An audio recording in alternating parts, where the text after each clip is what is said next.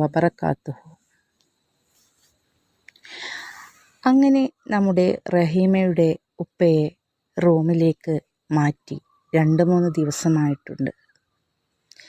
രാവിലെ ഡോക്ടർ റൗണ്ട്സിന് വന്ന് നോക്കിയപ്പോൾ ഡിസ്ചാർജ് പറഞ്ഞിട്ടുണ്ട്.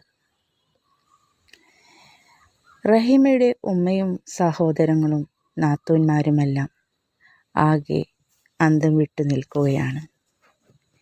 കാരണം ഇത്രയും ദിവസം പെട്ടെന്ന് ഡിസ്ചാർജ് ആയാൽ മതിയായിരുന്നു എന്നായിരുന്നു അവരുടെ പ്രാർത്ഥന. എന്നാൽ ഡിസ്ചാർജ് പറഞ്ഞപ്പോഴാവട്ടെ ഒരു സംഖ്യ ഹോസ്പിറ്റൽ ബില്ല് ഉണ്ടാവും എന്ന് അവർക്കറിയാം. കാരണം ഇത്രയും ദിവസം ക്രെഡിറ്റിലാണ് ബില്ല് എല്ലാം പോയിക്കൊണ്ടിരുന്നത്. അവിടുത്തെ റൂമിൻ്റെ റെൻറ്റ്, അതുപോലെ തന്നെ ICUവിൻ്റെ റെൻറ്റ്, മെഡിസിന്